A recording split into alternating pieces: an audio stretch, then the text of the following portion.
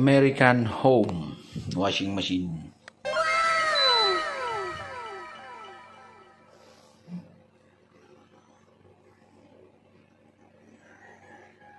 So, mandar daw siya, pero hindi umiikot.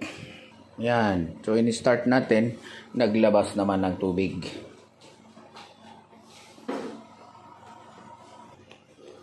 So sa ngayon, in-start natin, naglalabas naman ng tubig. Pero mamaya daw, mag-i-error ito ng E12. So, antayin natin mga kamaster. So, eto yung kanyang model. Error E12 ba daw to? So, observe natin. So, kung sakaling nagbara ang ating washing machine, mga kalodi, dito natin siya i-drain. O, nandito yung drain. Yan. O, tama?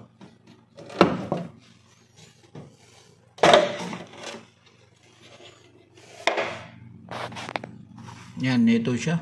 So, hindi nga lang natin pwedeng i-drain to kasi nandito tayo sa tiles. Baka bumaha dito.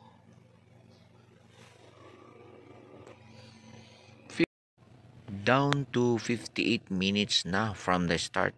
Pero yung drum hindi pa rin umiikot. So, antayin natin. So, 58 minutes. Ayaw pa rin umikot kaya nilagay namin sa rinse spin. So, ayan, nagdi-drain siya. Tingnan natin kung iikot. So, hindi umiikot yung drum, mga kamaster. Kaya, tingnan natin sa likod.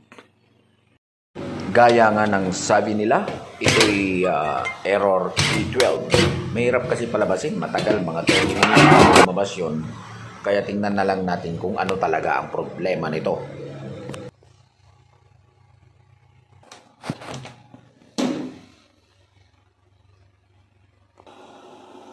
So, in-start natin ulit mga kamaster para makita natin kung gumagana yung likod o ayan o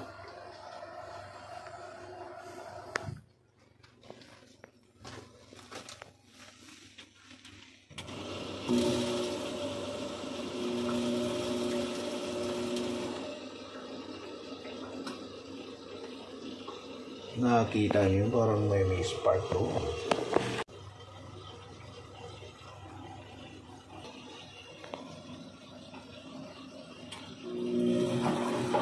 Mukhang may nagalaw lang tayo sa loob at gumana na yung kanyang washing master.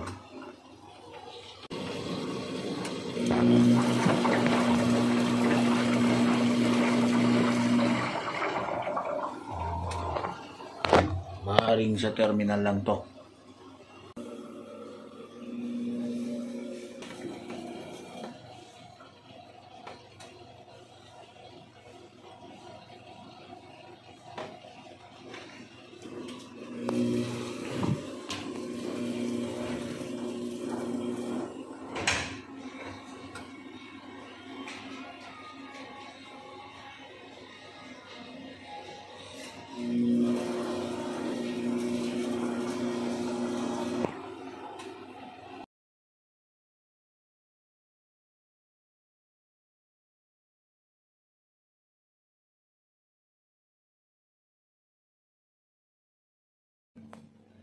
So, nilagay ko ulit dyan sa spin. Yan.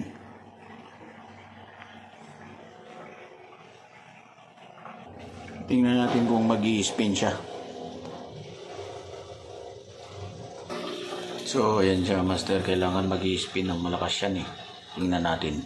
Oh.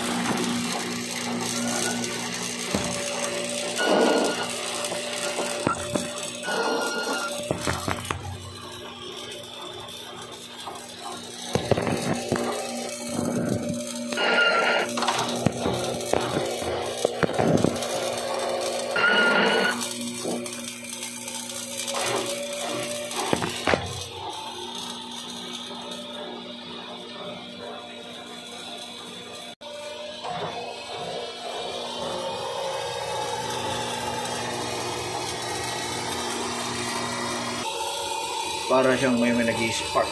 Oh. Nadidinig nyo?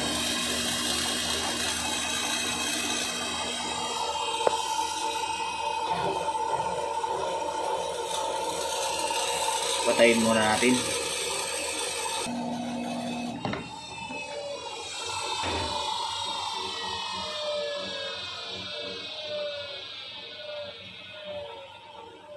Kung napansin nyo nung binunot ko, nawala yung parang nag-spark. So ito yung kanyang motor. So ayan, itinumba muna natin.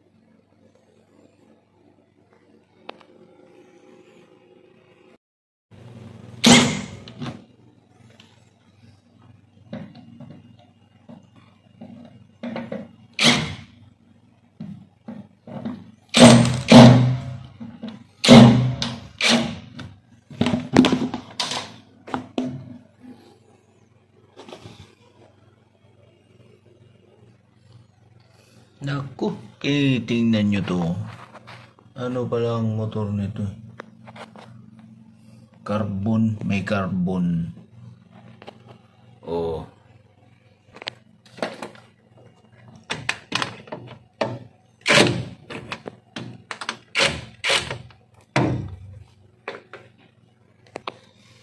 Okay, so tinanggal natin yung kanyang carbon. Ito yung dalawang yun, oh. Okay pa naman yung carbon eh. So, mayroon lang sigurong loose connection dyan. So, check natin. Ito yun yung kanyang mechanical o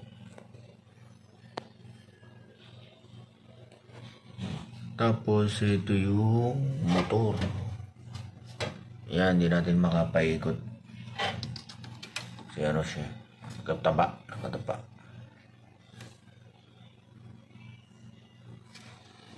Okay, so first time ko kasing repair ang ganitong washing na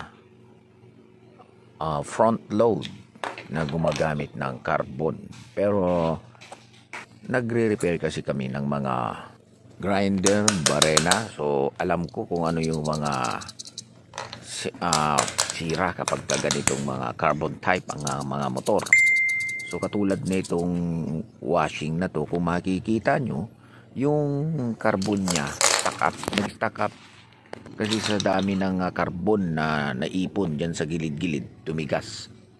So ang nangyari, hindi gumagalaw yan, hindi gumagalaw, kaya siya nagkaroon ng problema, yung para siyang nag-i-spark. Ayan yun mga kalodi. So okay pa naman yung kanyang carbon, so nilinis lang natin, din tsaka natin ibalik ulit. At tiningnan ko rin kung mahaba pa yung carbon niya, mahaba pa naman. So nasa half pa nung kanyang pagkabago pa yung carbon. So ibalik natin ulit to mga kamaster, mga kalodi, para matest natin.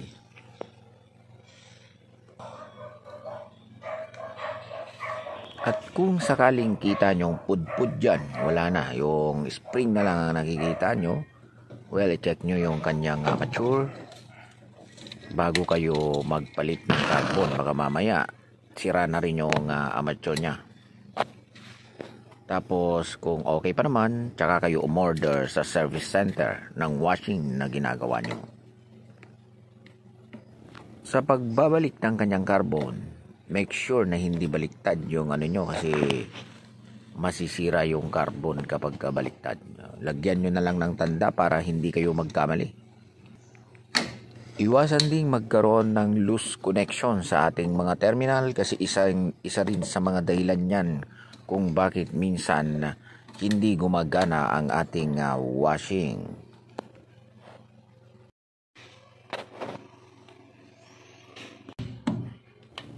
At sa pag-i-screw back ng kanyang mga screws, kailangan ingatan nyo na huwag malo-straight dyan, kasi magkakaroon ng failure ang ating motor kapag ito'y hindi na ibalik ng maayos.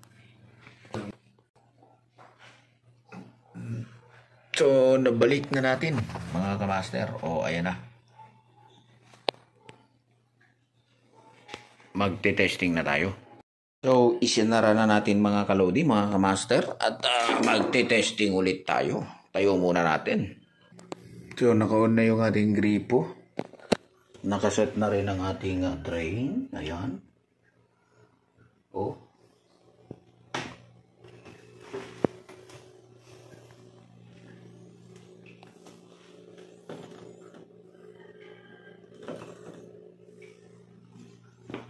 On natin. Saksak natin.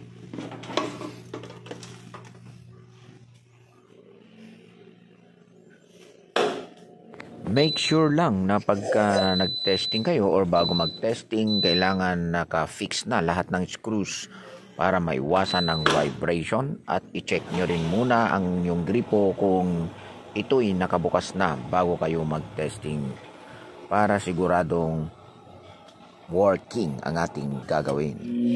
Oh, so wala na yung parang nag-i-spark mga kamaster. Oh, kita nyo. Smooth na yung takbo niya. Oh, amazing.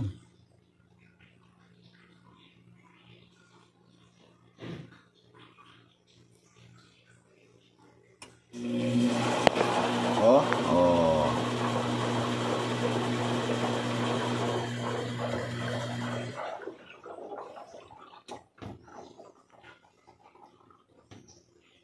So dito yung nakalagay yung support ng bracket kapag binabiyahe itong mga to. Ayan. Tinatanggal yan mga kamaster pag nakita nyo yan pagka bagong bili. Ito. Nandiyan niya may bolt dyan na tanggalin pag gagamitin na.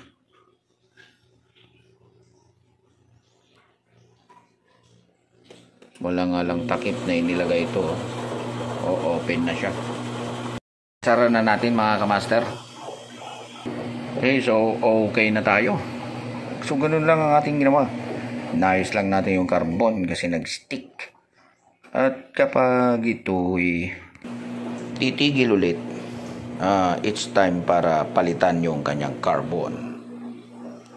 So carbon ang naging issue sa washing machine na to. At kung umabot na kayo sa puntong ito, huwag po nating kalimutang mag-like and share this video. At kung bago pa kayo sa aming channel, huwag po nating kalimutang mag-subscribe. Paki-comment na rin down below kung taga saan kayo para malaman ko kung hanggang saan nakarating ang video na to. Thank you so much. Maraming salamat po. Good day to all.